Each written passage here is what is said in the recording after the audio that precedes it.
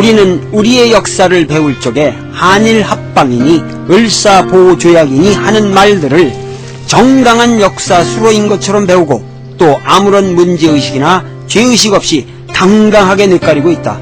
참으로 부끄러운 일이다.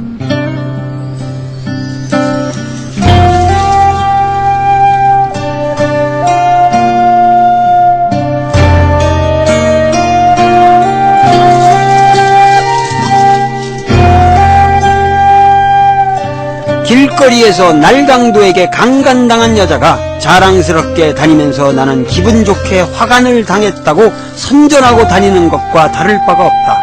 우리 민족 스스로 한일 합방이니 을사보호조약이니 하는 말은 써본 적이 없다. 한일 합방이라는 말은 한국과 일본이 나라를 합했다는 뜻이다. 언제 한국이 스스로 일본과 나라를 합한 적이 있는가? 과연 이런 식으로 나라가 합해지는가? 우리는 결코 단 일순간도 일본과 나라를 합한 적이 없다. 우리나라는 그냥 일본 제국에게 강점당한 것이다. 일제 강점이라는 말은 역사적 사태를 정확히 기술하는 말이 될 수 있지만 한일 합방이란 있을 수가 없는 말이다. 그런데 오늘날까지도 우리 입으로 한일 합방이라는 부적당한 용어를 정당한 용어인 양 쓰고 있는 것이다. 우리 선조들이 가장 많이 쓴 용어는 경술국치라는 표현이다. 경술련에 있었던 우리나라의 치욕이라는 뜻이다.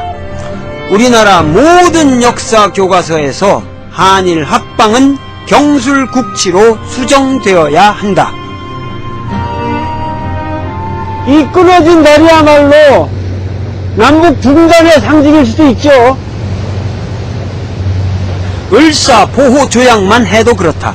을사년 1905년에 우리나라를 보호해주는 조약이 성립했다는 뜻인데 언제 일본이 우리를 보호해 주었는가?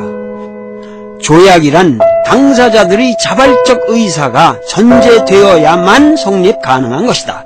그런데 총칼로 위협하여 도장을 뺏어다 일본인 스스로 찍은 제목도 없고 위임 비준 절차도 없는 서류를 가지고 어찌 조약, 협약을 운운하는가? 을사년의 조약은 무효이기 이전에 근원적으로 성립하지 않은 것이다. 무효를 운운할 가치조차도 없는 불성립의 허위 문서만 있을 뿐이다. 백암 박은식 선생 등 우리 선조들은 을사보호조약을 을사늑약이라고 불렀다. 일본인들이 우리의 외교권을 늑탈해간 사건일 뿐이다. 조약도 없었고 합방도 없었다. 오로지 강탈과 항거만 있었다. 그것이 일제시대사의 진면목이다.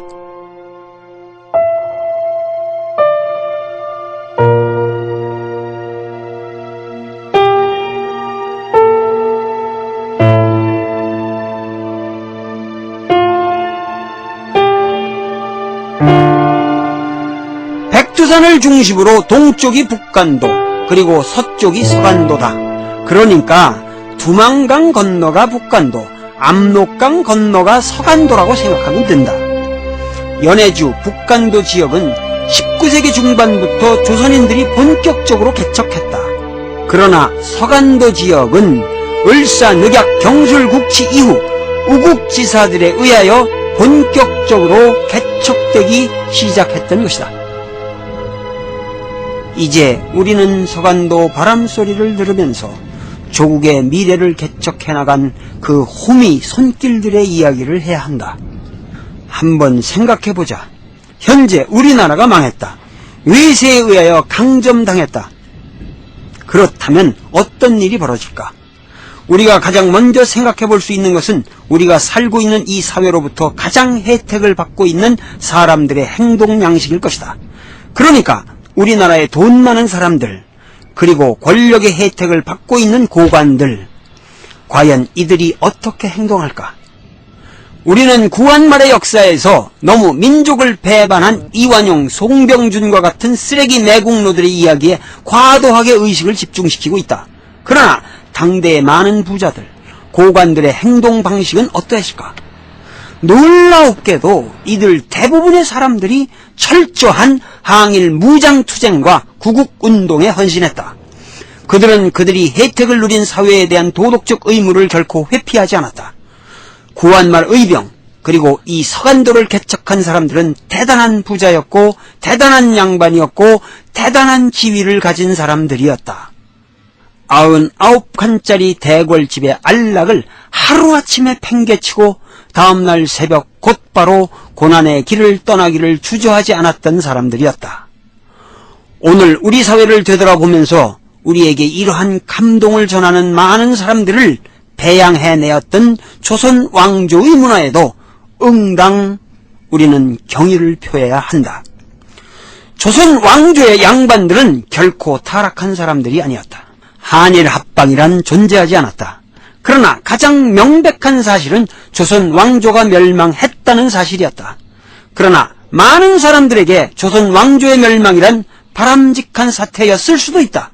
단지 외세에 의하여 짓밟히는 형태로 종료되었다는 것이 분노의 대상이었을 뿐이다.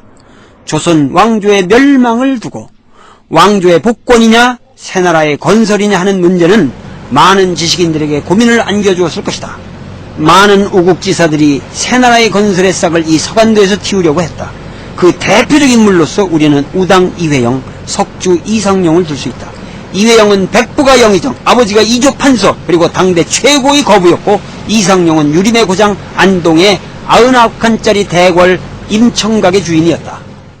우당 이회영 선생이 서간도에다가 독립기지를 구축해야겠다라는 결심을 하고, 그리고 그 둘째 형 그 서경 씨의 그 재산을 몽땅 팔아가지고 제일 먼저 한 일이 데리고 있던 노비들을 해방시킨 거예요. 다 이제부터 너희들은 이제 노비가 더 이상 아니다. 해방시키고 자 이제 나는 독립기지를 건설하러 만주 땅으로 갈 테니 나를 따라 나설 사람은 나서라 하니까는 한 20여 명이 노비가 자진해서 따라 나서니까 자 이제 너희들은 독립군이다. 나의 동포요 나의 형제요 너희들은 이제 나의 종이 아니라 나와 동등한 인간이다. 그러고 그들을 데리고 여기를 오신 거예요. 그 며느님은 뭐 만삭이 되고 뭐 말씀이 아니죠.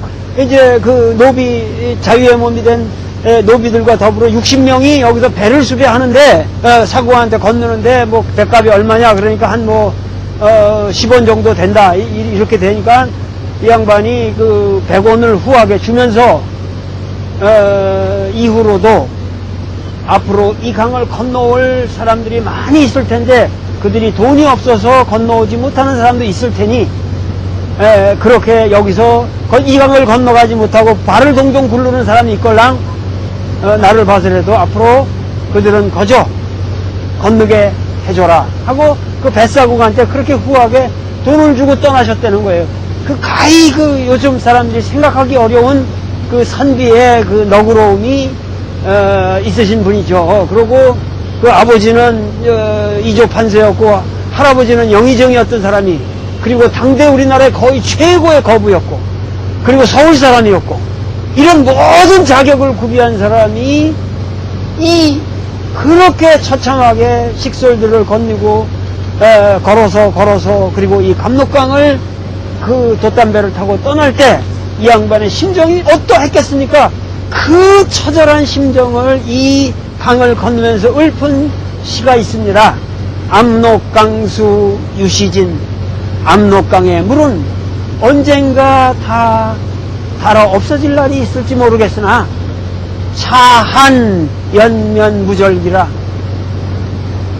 내 가슴속에 이 품은 한이야말로 연면이 흐르는데 그것은 끊어질 날이 없을 것이다. 얼마나 이 양반의 그 괴로운 심정을 나타낸 말씀이겠습니까? 우당 이회영은 전 가족을 데리고 이곳에 오기 몇 달 전에 한번 사전 답사를 했다. 우당이 환인을 거쳐 결국 정착한 곳은 유하현 삼원모 추가가라는 마을이었다. 전통적으로 추씨들이 사는 마을이라서 추가가라는 이름이 붙었다. 내가 그곳에 도착했을 때는 해가 뉘엿뉘엿 저물어가고 있었다. 마음이 급했다. 여기 보이는 이 논들은 모두 우리 한인들이 맨손으로 개척해 놓은 것이다. 이 동네 사람들은 원래 논농사라는 것을 알지 못했다. 그 마을 뒤에는 대고산이라는 아담한 봉우리가 솟아있다. 저기 보이는 저 봉우리가 바로 대고산이다. 그 앞마을에 서간도 최초의 독립군 기지가 마련되었던 것이다.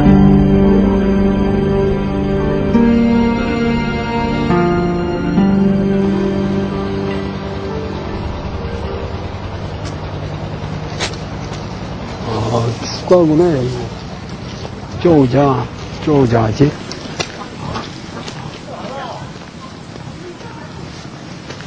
여기에 이회영 선생이 이리로 오신 거니까. 야, 이회영 선생이 사시던 그런 풍경이네, 이런 마을. 어? 아휴.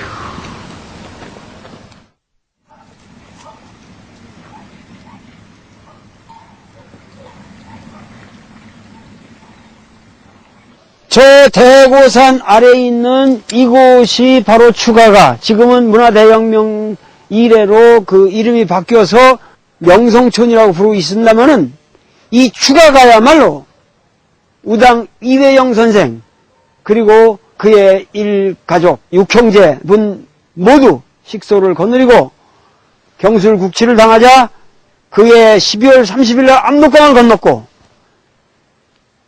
그 추운 겨울에 그 행군을 계속해서 11년 2월 달에는 이 추가가에 도착해서 여장을 풀고 북녘땅 조선 최초의 독립기지를 만듭니다. 우당 이회영 선생의 그 대가족은 서울분들이지만은 그 외로도 안동 지역의 대표적 유림이라고 말할 수 있는, 예를 들면은 이상용 선생, 그리고 김동삼 선생, 그리고 김대락, 이원일, 이런 아주 명문 거족의 분들이 줄줄이 이곳으로 오게 됩니다. 그러니까 저 북간도 지역과 이 서간도 지역은 상당히 좀 그 양상이 다릅니다. 북간도 지역은 19세기 중반부터 평민들이 계속 이주해 가서 하부 구조를 이미 형성했지만, 여기는 이남의 인테리들이 그 재산을 몽땅 팔아서 이쪽으로 이주해가지고 처음부터 독립기지를 새롭게 형성한다는 의식을 가지고 왔습니다. 이상용 선생, 그리고 우당 그 이회영 선생, 그리고 이동용 선생, 이런 분들이 최초로 1911년 4월이면 이미 경학사를 만들어서 교육을 우선 시작을 하고, 동시에 신흥강습소도 여기서부터 출발을 하게 되죠. 후일 이회영은 상해 임시정부 사람들의 안일한 삶의 태도에 회의를 느꼈고, 러시아 혁명과 자유시 참변을 겪으면서 사상적으로 초일한 아나키즘을 수용한다. 파벌에 휘말리고 싶지 않았기 때문이었다. 그 유명한 중국의 문호 노신도 그의 친구였다. 그래서 오히려 오늘날 우리에게 잘 알려져 있지 않은 인물이 되고 말았다. 좌우 양쪽이 다 그를 기피했기 때문이다. 그러나 그는 경학사라든가 신흥무관학교 등 우리 독립운동에 가장 실제적으로 필요했던 기반을 만드는 데 주력했다. 그의 삶의 업적은 향후 모든 무장투쟁의 본질적 터전이 되었던 것이다.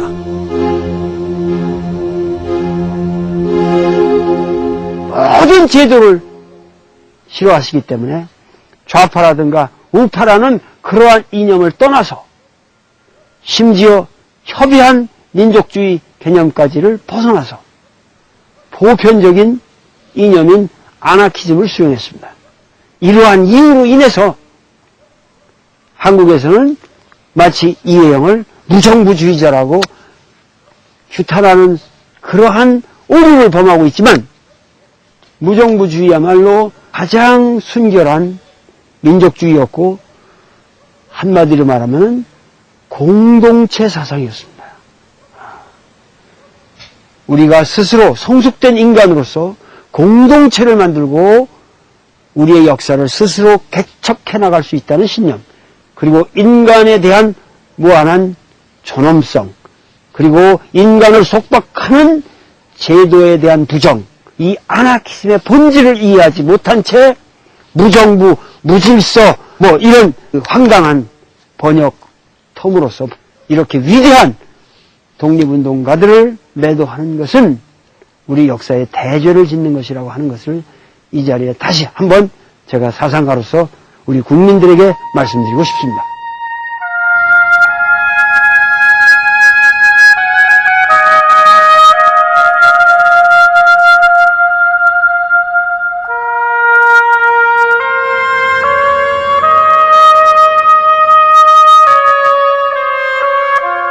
(20세기) 우리나라에 많은 훌륭한 분들이 계시지만 정말 우당 이회영 선생, 석주 이상용 선생과 같은 분들이 안 계셨더라면 저 도올 김용옥이 지금 독립운동사를 쓸 이유도 없을 것이고, 그리고 제가 조선인으로서 오늘 이 대지 위에서 살고 있다고 하는 그런 자부감을 느낄 길이 없을 것입니다.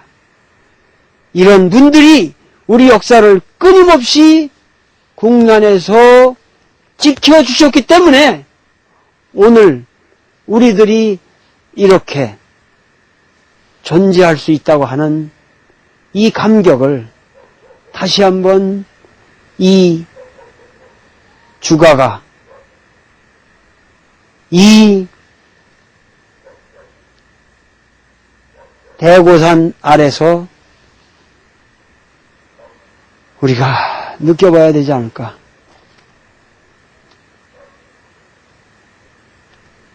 이 울적한 심정으로 이분들에게 절하고 싶습니다.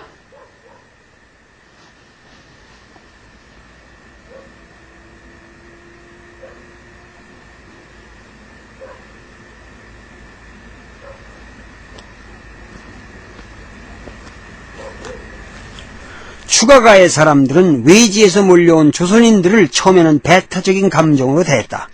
이회영은 북경으로 가서 당시 중국의 최고 권력자였던 원세계를 만나 그의 협조를 얻어내는 데 성공한다. 원세계가 서울에 총리대행으로 나와 있을 때 막역한 친분이 있었기 때문이었다. 원세계는 추가가는 출시 텃세가 세니까 통화 근방의 시원한 언덕에 자리 잡으라고 권고했다. 그래서 방해 안 받는 새로운 근거지를 마련한 곳이 통화연 합리하였다. 합리하는 통화의 훈강으로 흘러들어간다. 훈강은 고구려 시조 주몽이 정복한 비류국의 비류수다. 결국 우리 선조들의 활동무대였던 것이다. 여기에 석주 이상용, 우당 이회영, 서고 이동영, 일송 김동삼 등이 그 유명한 신흥무관학교를 세웠던 것이다. 이 신흥무관학교 출신들이 바로 청산리 대첩의 주요 멤버였다. 그리고 의열단의 멤버도 상당수가 이 학교 출신이었다.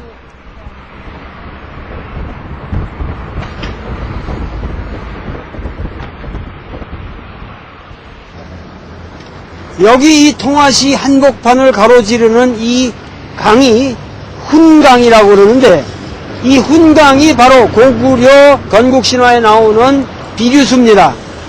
그러니까는 이 지역은 두말할 나위 없이 고구려인들의 활동무대였고, 그 집안도 이곳에서 멀질 않습니다.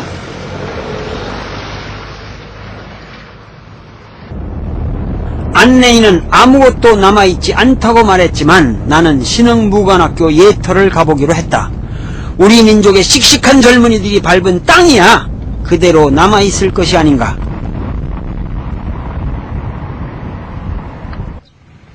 광화진이라는 작은 도시를 지나 합리하를 따라갔다.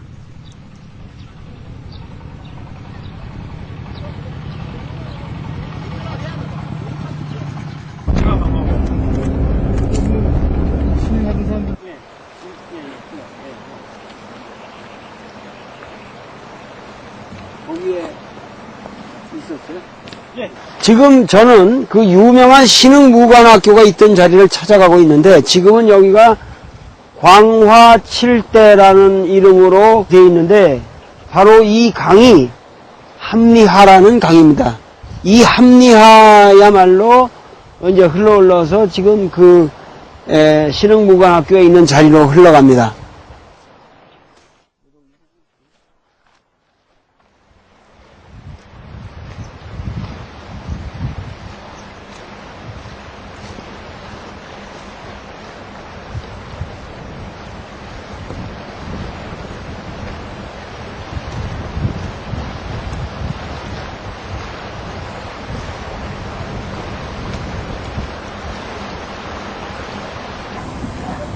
여기가 바로 신흥무관학교가 있었던 곳이다. 함리하가 우리나라 안동 하회 마을처럼 태극으로 휘감아 돌아가는 지점에 솟아있는 언덕 위로 무관학교는 자리 잡고 있었던 것이다. 지금 강 건너에는 빨간 지붕의 포도주 공장이 들어서 있었다. 이 동네 주민들은 아직도 고려인들이 이곳에 학교를 세우고 살았다는 사실을 명료히 기억하고 있었다. 这边是光华七队 시대 啊，光华七 하면항 啊，哈尼哈， 하면항 哈尼哈啊，这里有个高丽学校，就在这了。哦，这个对高丽学校，哎，对对对，就在那家没有了，现在啊，现在没有了。光是剩地了。哦，嗯，我父亲、我爷爷、我太爷都是这家老户，哦，哎，嗯，所以这你家叫高丽馆子，高丽馆，哎啊，高丽馆子、高丽城子，嗯，那是高丽城子，在光华镇那边高丽城子，哦， 哎。 여기가 바로 신흥무관학교의 연정장이었다.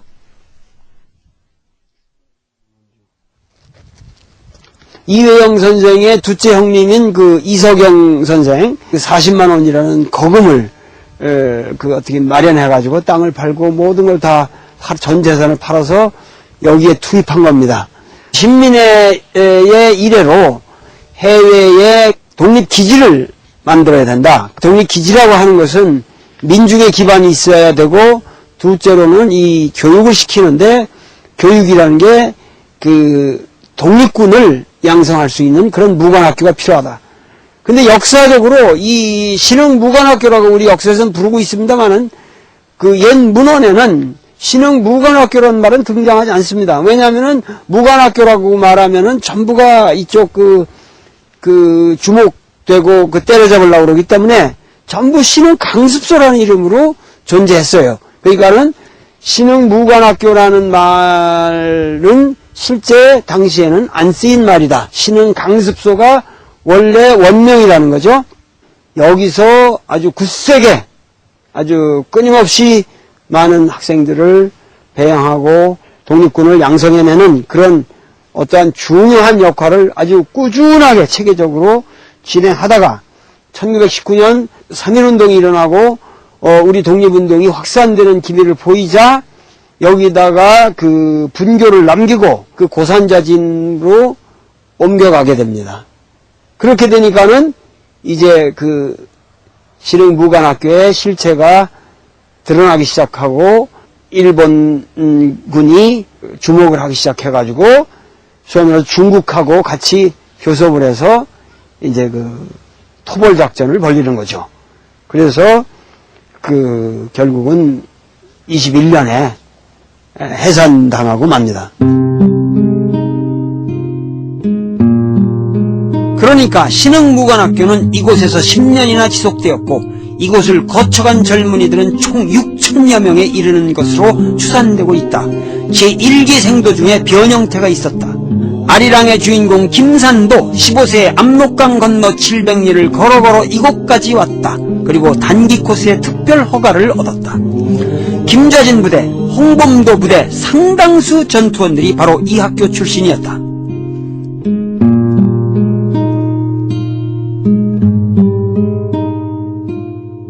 신흥강습소에 다니던 학생들은 6가지 그 원칙을 가지고 공부를 했습니다.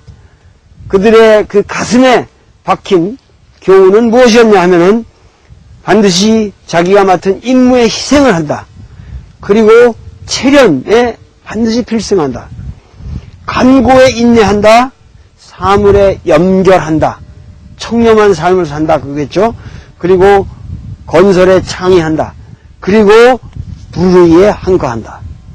이 6가지 원칙이 있었는데 이 신흥무관학교에서 길러진 학생들의 가슴에는 이런 정신이 새겨졌을 뿐만 아니라 이 정신은 거의 그 독립운동사를 관통하는 정신이고 오늘날 우리가 살아가는데도 반드시 새겨들어야 할 그러한 정신일 것 같습니다. 신흥학교라고 하는 것은 단순히 무슨 무관학교다 이렇게만 우리가 생각할 것이 아니라 1910년대 그러니까 3.1운동이 일어나기 이전에 이 서간도 지역에서 우리 민족의 정신적 공백 상태를 완벽하게 이어간 위대한 정신적 물줄기였다고 말할 수 있겠습니다. 지금 여기 보이는 이 사진이 내가 서 있는 이 신흥무관학교 자리에서 일하고 있는 학생들의 모습을 전하고 있는 유일한 사진이다. 신흥무관학교는 원래 경학사의 하부기관이다. 경학이란 밭을 갈면서 배운다는 뜻이다. 신흥이란 나라를 새롭게 일으킨다는 것을 의미한다. 이곳의 학생들은 먹을 것을 경작해 가면서 공부에 임하였다. 새벽 6시면 기상나팔에 일어나 황갈색 교복을 입고 보건체조를 했다. 그리고 교가를 목이 터져라 불렀다. 칼춤 추고 말을 달려 몸을 단련코 새로운 지식 높은 인격 정신을 길러 썩어지는 우리 민족 이끌어내어 새나라 세울 이뉴 우리 배달 나라의 우리 청년들이라 두 팔 들고 고함 쳐서 노래하여라 자유의 깃발이 떴다. 뿐만 아니라 졸업생들은 동창회라고 말할 수 있는 신흥하구단을 조직했다. 그리고 신흥하구보를 만들어 주변의 마을에 배포하여 독립정신을 고취시켰다. 그들의 결의의 제1조는 혁명운동에 참가한다 였다. 그러나 한인 50% 이상 살고 있는 지구에는 반드시 소학교를 설치했다. 그 교원은 모두 신흥하구단이 책임졌던 것이다. 우리 민족사에서 가장 단결력이 강했고 가장 조직력이 높았으며 가장 실천력이 뛰어났던 교육기관이 바로 신흥무관학교였다고 나 도울은 확신한다. 그것은 1910년대 우리 민족의 가장 강렬한 햇빛이었고 문명의 개화였고 문화의 창도였다.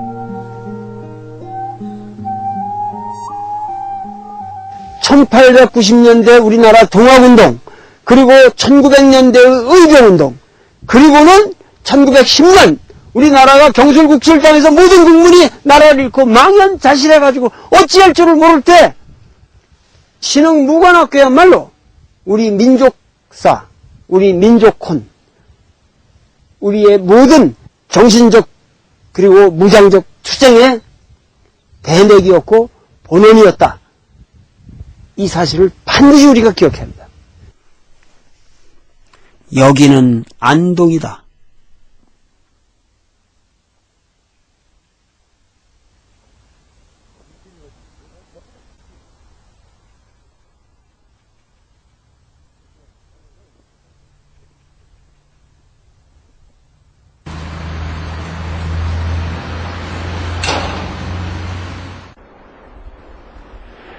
영호루에 올라서면 삼봉, 포운, 이색, 권근 이하 기라성 같은 역대 문필가들의 루기가 한눈에 들어오고 낙동강의 물줄기가 넘실넘실 굽이친다.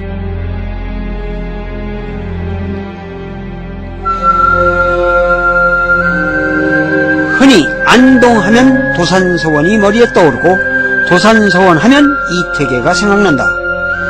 퇴계의 학문체계에 대한 사상적 평가를 운운하기 전에 우리는 이 한마디에 머리를 끄덕일 수밖에 없다. 퇴계 그 한 사람이 조선 왕조 500년을 버텨냈다.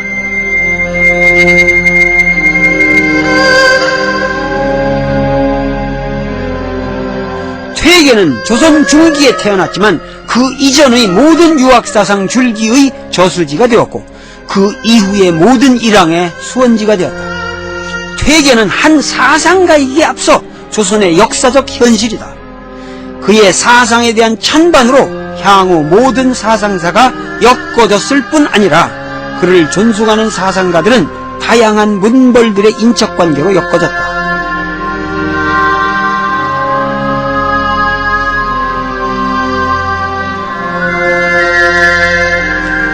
퇴계종택, 학봉종택 등 안동에 꽉 들어차 있는 종택들의 권위는 타지의 사람들로서는 좀 상상치 어려운 축적된 전통 감각의 소산이다.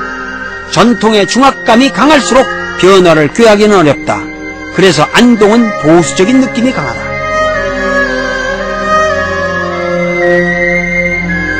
더구나 최근에는 경상도 하면 박정희 정권의 그릇된 영남 선호 풍토에 대한 강한 향수를 가지고 독선적 권위의식이나 보수적 정치의식을 가지고 있는 지역이라는 피상적 인상을 풍길 수도 있다. 그러나 그것은 안동의 역사를 모르고 하는 말이다. 진정한 보수는 때가 이르면 진정한 혁신의 기수가 될 수도 있다. 그리고 보수일수록 자기가 살고 있는 사회에 대한 도덕의식이 강렬하다.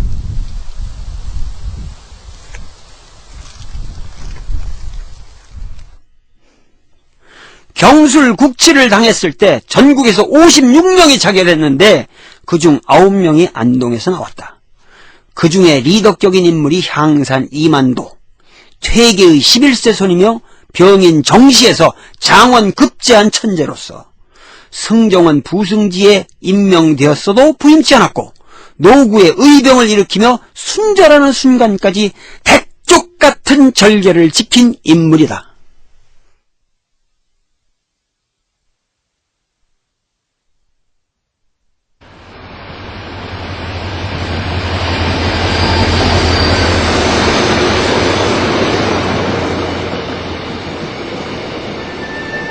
그리고 서간도에서 우당 이회영을 도우며 경학사 신흥무관학교를 실제적으로 리드해간 이상용도 바로 여기 안동 임청각의 주인이다. 최초로 코민테른의 인정을 받은 조선공산당의 제1차 책임비서 김재봉, 그리고 1920년대 우리나라 국내에서 가장 열렬하게 농민소작인을 포함한 무산자 계급투쟁을 전개하고 60만세 사건을 기획 주도한 권오설, 이들이 모두 안동 사람들이다. 구한말 의병운동에서부터 시작하여 애국계몽운동, 해외 독립기지 구축운동, 무장 독립투쟁운동, 좌파 계급투쟁운동 등 이 모든 20세기 투쟁의 가장 거센 물줄기가 바로 안동에서 흘러나왔다. 동학도 알고 보면 경상도에서 나왔고 퇴계 정맹에서 나왔다. 수훈의 아버지 근암공이 바로 퇴계 정맹을 이은 대산 이상정의 제자다. 우리나라 가장 보수적인 유림의 고장에서 모든 혁신적인 사조가 쏟아져 나왔던 것이다. 이 임청각의 주인 이상용은 누구인가? 그는 대한민국 임시정부 초대 국무령이다. 이승만이 탄핵으로 면직된 후에 우리나라 최초로 합의에 의하여 추대된 민족의 지도자다. 물론 그에게는 그런 감투가 별 의미가 없었다. 차라리 나도 옳은 그를 20세기 조선의 왕양명이라고 부르겠다. 그는 문물을 겸비한 인물이었으며 항상 새로운 시대의 사조를 실천적으로 흡수했다. 죽을 때까지 대의를 위하여 독립운동의 모든 갈래들을 통합하려고 노력했다. 신흥무관학교 역사 교과서용으로 그가 집필한 대동역사는 대륙을 중심으로 한 단군 부여 고구려 발해의 흐름과 반도를 중심으로 한 삼한 신라 백제 가야의 이원적 구도를 통합적으로 서술하였다. 이미 발해를 민족사에 포함시켰으며 우리 민족의 대륙의 발자취에 더 큰 무게를 두었다는 맥락에서 그는 분명 민족사학의 선구자다.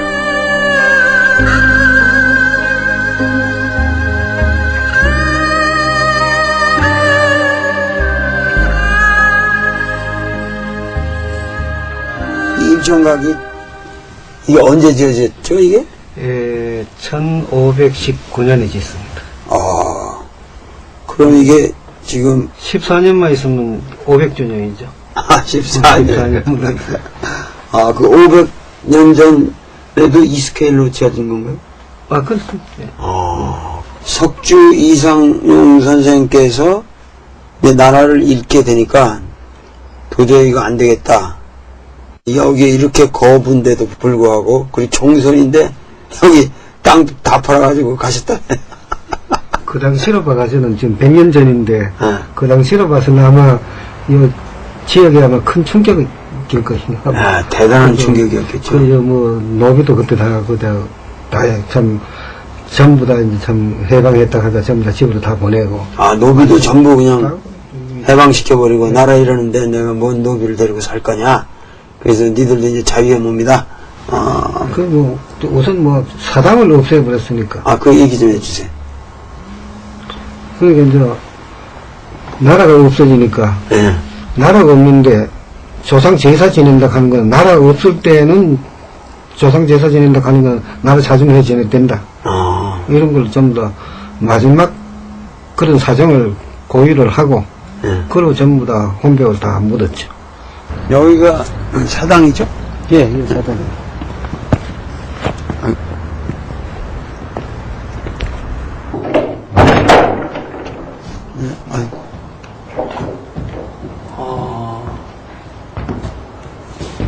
여기가 그냥 완전히 텅 비어 있군요.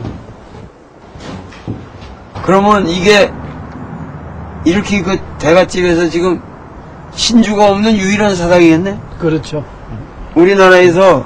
500년 된 집으로는 신주 없는 사당은 유일합니다. 500년 된 집으로 신주가 없는 유일한 사당이에요, 이거야. 그러니까는 그것이 그 지난 한 세기 동안의 역사를 말해주는 거죠. 결국 이 신주가 없을 때 우리나라가 비어 있었다는 거나 마찬가지 아니에요? 석조 선생 아들이 독자, 또 손자가 독자, 이제 정손자 4대 해가지고 6형제가 있었는데, 제일 백시되는 분.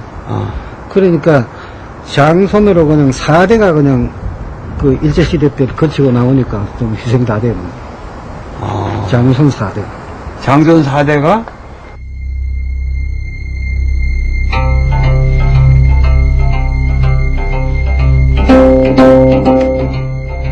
우연인지 필연인지 모르지만 임청각 바로 옆에 우리나라 국보 제16호인 실층전탑이 있다. 전탑이란 진흙을 구워 만든 벽돌로 쌓아 올린 탑이라는 뜻인데, 재미있게도 이 전탑은 안동 부근에서만 발견된다.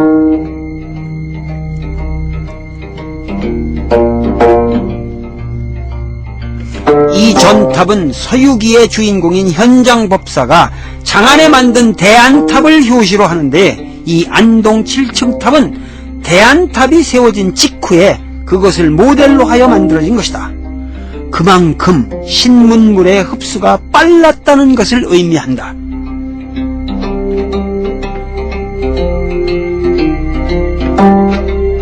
안동 지역은 우리나라 화엄종의 본거지다. 화엄종은 매우 완미하게 중국화된 새로운 불교 사상이다. 안동 지역 사람들은 화엄종을 끝까지 고집했다. 고려시대의 천태종 유행에도 아랑곳하지 않았다. 그러다가 고려 말에 이르러 과감하게 새로운 사조인 주자학을 수용한다. 우리나라 주자학의 시조 안양도 바로 이곳에서 멀지 않은 수능 사람이다. 삼봉 정도전, 포웅 정몽주, 야은 길재가 모두 이 지역 사람들이다. 그리고 이 지역 사람들은 주자학을 600년 이상 집요하게 고수했다. 그리고 개화사상이 들어오자 과감하게 그것을 수용한다. 석주 이상용이 바로 그 변화의 아방가르드에 있었던 것이다. 석주 이상용은 의병운동에 가담했다가 또 대한협회 안동지회를 결성하여 구국계몽운동을 전개한다. 역사적으로 신세동 7층 전탑과 임청각은 1000여 년의 성장을 격하고 있지만, 안동의 보수와 혁신, 그 다이내미즘을 다같이 상징하고 있다.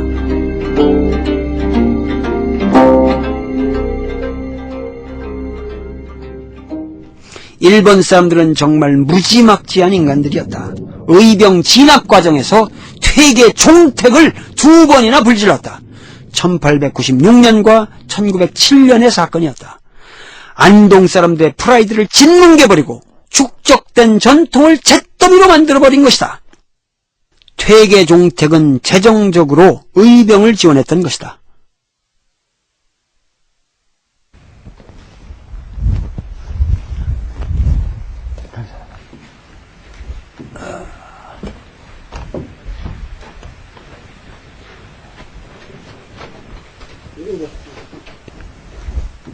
그때 그럼 이 집이 다 탔었어요? 예, 다 샀죠. 다 탔어요? 예. 일본 사람들이 와가지고, 싹, 여기에 집이 뜨고, 저거에 집이 뜨고 다 채웠죠. 또, 그리고, 저, 오산장이라고, 저, 청양산에, 청양산에 저기 경찰 전하는 게 있는데, 거기서 보태하고. 그러니까 일본놈들이 그 의병을 이쪽에서 이렇게 일으키니까, 그 길을 꺾느라고 여기, 이 진성희 씨 종가부터 태워야 한다. 그렇게. 그래가지고, 그때 탄 게 사실이군요. 일본 사람들이 어떻게 그렇게, 그런 것까지 속속들이 알았을까요? 되게 종가를 태워야 된다는 그런 발상을 어떻게 했어요? 아니에요. 이제 개중에는 그런 게 아니습니까? 되게 종가에서 이병을 도운다. 이병에 이제 돈을 대주고, 이병을 이제, 지원을 한다. 그러니까, 그게 이제 친일파, 그거 아니십니까? 그렇죠. 그게 기회 들어가니까, 저 집부터 불태워버리자. 이렇게 한 거예요.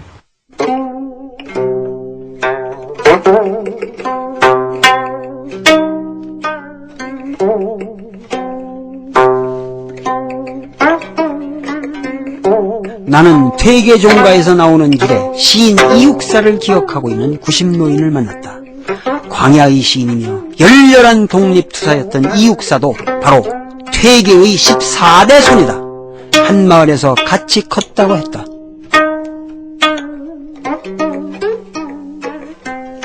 한 동네가 전부가 뭐 종반네.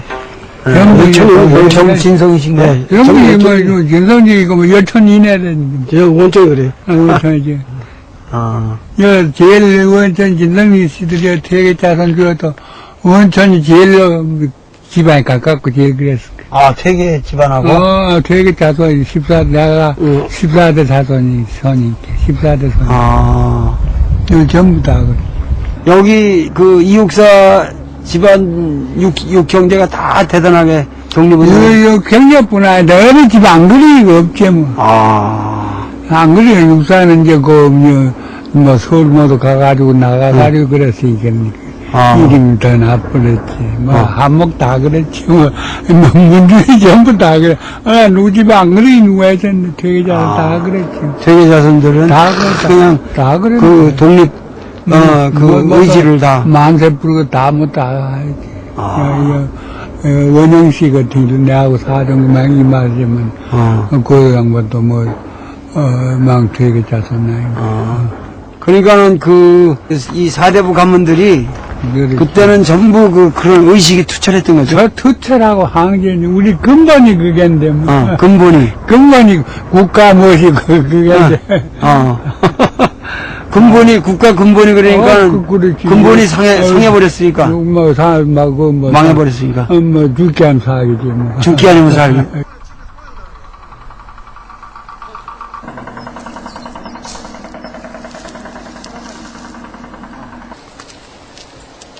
그러나 초기 의병에 참가한 안동골 양반들의 의식세계에는 중대한 문제가 있었다. 그들의 한거는 어디까지나 복벽을 위한 것이었다. 복벽이란 조선 왕조의 회복이었다. 그들은 상투 자르기를 거부했고 모든 개화를 적대시했다. 개화는 친일이었고 왕조의 부정이었기 때문이었다. 이러한 안동골 가치관에 최초로 정면 도전장을 던진 인물이 동산 유인식이다. 그는 상경하여 성균관에서 공부를 하다가 신철을 만났고 양계초를 읽으면서 복벽에 대한 꿈을 버린다. 왕조는 끝났다. 새 세상이 온다. 상투를 잘라라. 젊은이를 깨우쳐라. 실력을 배양해라. 고향에 내려가서 학교를 세우자.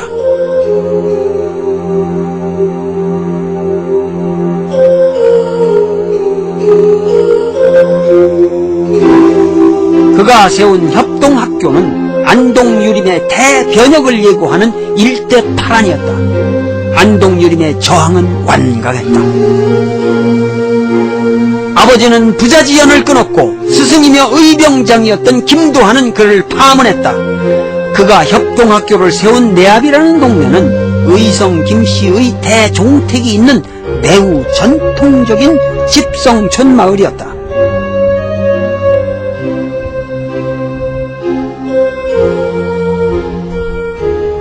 그런데 어떻게 유인식은 이 마을에서 그런 엄청난 일을 저지를 수 있었을까? 바로 이 지역에서 신망을 모으고 있었던 이상용이 그를 지원했던 것이다. 이상용은 대한협회 운동과 더불어 협동학교를 지원했다. 그만큼 그는 깨인 사람이었다. 협동의 동은 안동을 의미한다. 협이란 안동의 7계면이 합심해서 만들었다는 뜻이다. 그 물적 토대를 제공한 사람들이 바로 깨인 의성 김씨 문중 사람들이었다.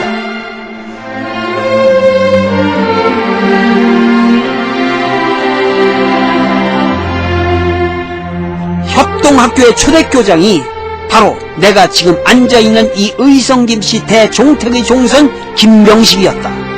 그리고 교감이 후일 만주벌 호랑이로 알려진 외경스러운 인물 김동삼이다. 그도 의성 김씨다. 교사 건물을 제공한 김대락도 의성 김씨인데 바로 이상용 부인의 큰오빠였다.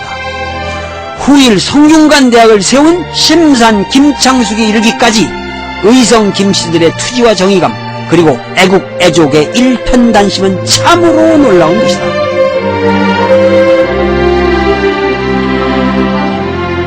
이곳은 백하 김대락의 구려 즉 옛집이다. 왜 백하인가? 김대락이 후일 서간도 만주 땅에서 살면서 나는 백두산 밑에서 새 인생, 새 조국을 개척하겠다는 뜻으로 백하라고 이름을 고쳤던 것이다. 이 대갓집을 버리고 백두산 아래, 즉 백하에서 심지를 굳힐 때 그의 심정이 오죽했겠는가? 그들은 섣부르게 돌아올 생각을 하지 않았던 것이다.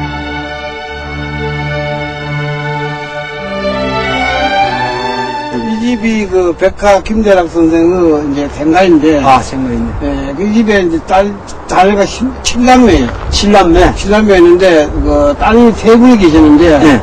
맏따님이 임청각. 임청각. 네. 석주 이상은 선생의 부인이시고. 아, 그 셋째 따님이 저희 집 향산 이만도 선생의 며느리. 아, 그래서 이제 세 집이 합하면은, 그 석주 이상은 선생 집에서 동지가 9분이 나오고.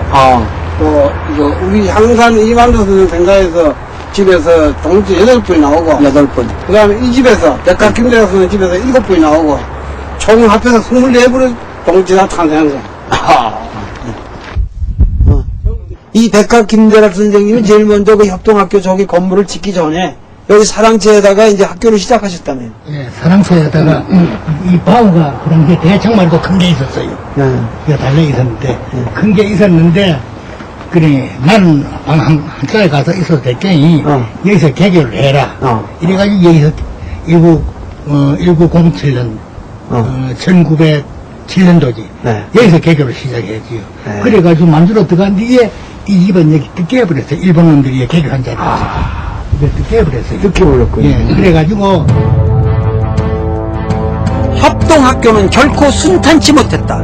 개화바람, 신식교육을 못마땅하게 생각하던 보수유림, 예천지역의 의병이 협동학교를 습격한 예기치 못했던 너무도 불행한 사건이 발생했던 것이다. 1910년 7월 18일 오후 3시경 최성천이 지휘하는 무장의병 18등이 협동학교에 난입하여 교감 김기수, 교사 안상덕, 서기 이종화 3인을 살해하였던 것이다. 교종에서 학생들을 모아놓고 단체로 상투를 자른 교사들의 행동에 대한 보복이었다. 의병과 애국계몽의 대립관계를 가장 신랄하게 표출한 우리나라 역사의 비극적 한 장면이었다. 전국이 이 사건으로 들끓었다.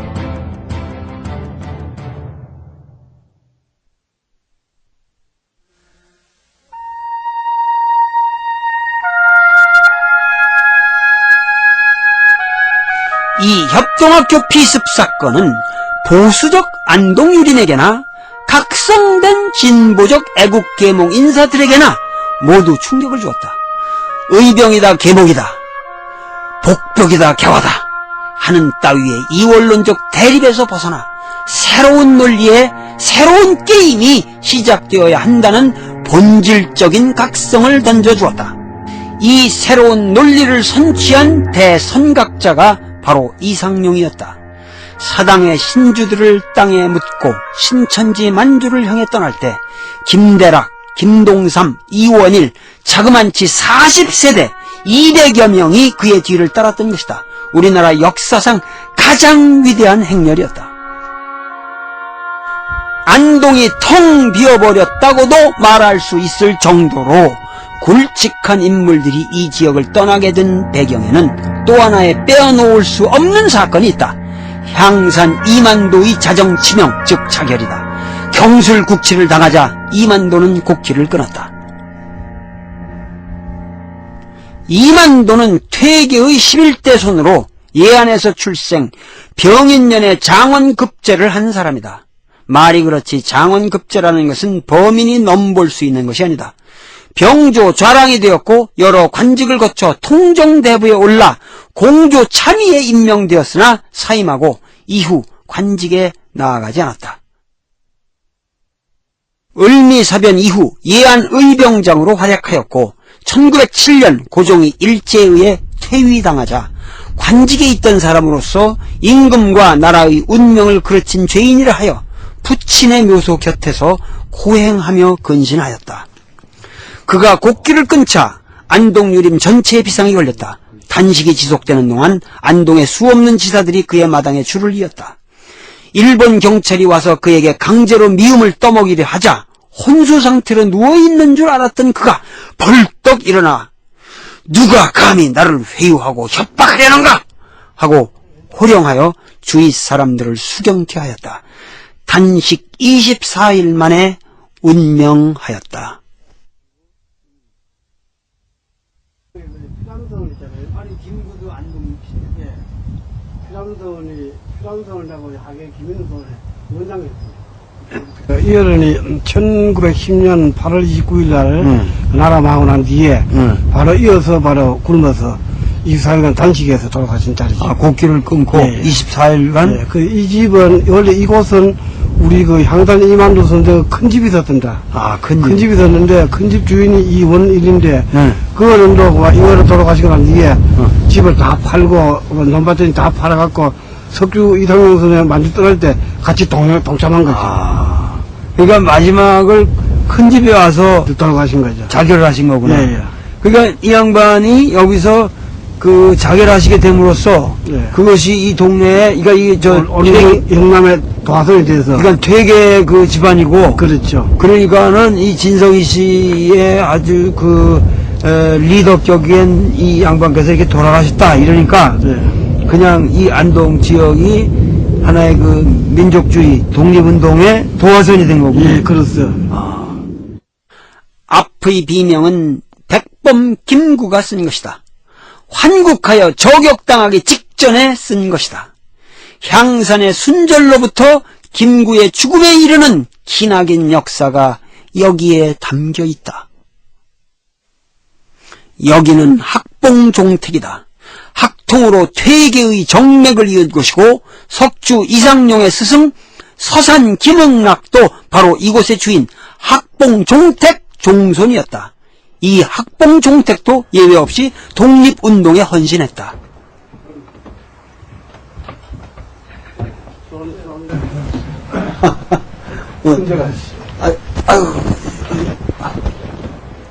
숨는 것은 마음에. 얘는 네가 거기 해. 아유, 저 김홍락 선생님. 네, 저 정조분. 바로 정조분이었어요. 야, 그걸 왜 알았어요? 지금 저 독립운동사 유학을 이거를 좀 최종 거죠. 영남의 그 유학관에 있는 한 100년 전에 이 어른한테 한 병이 없어요. 이렇게 많습니다.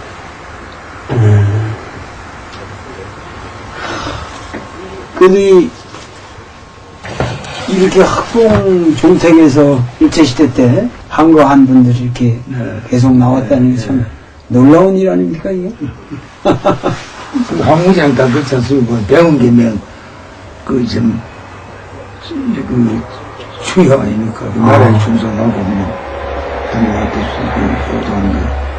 그게 아니, 그게 뭐, 그대로, 배운 대로 신뢰하는 게죠, 뭐. 배운 대로 실행하는. 섬정식이 아닙니까? 그렇지. 네. 이거는 뭐, 평생, 겪고 참, 남한테 못도 소리 들어도, 참, 주생에 대한 건, 일체 말이 없거든요. 겪고, 남한테, 참 욕을 다 하고, 이제 그러고도 이제 해방이 되고도, 그걸 밝히려고 하면 그걸, 아직 입도 못해, 그래고. 지금 그래가지고 내가 그 바라는 것도 아니고, 또, 고제 들을 일도 없고, 또, 오히려 내한테 욕 돌려지, 뭐, 덕대지 아무도 없이 못한다고. 그걸 못 들었어. 그걸 좀, 돌아가신 뒤에, 또 그 말을 했지. 말 안 해도, 그 본질도 몰랐어요.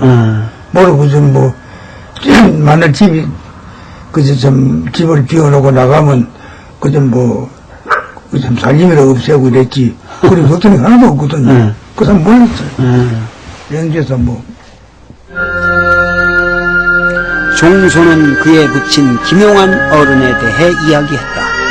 모두 노름의 땅 팔아먹고 집안 망해먹은 사람인 줄 알았는데 실은 독립군 서로 군정서에 군자금을 대고 있었다는 것이다.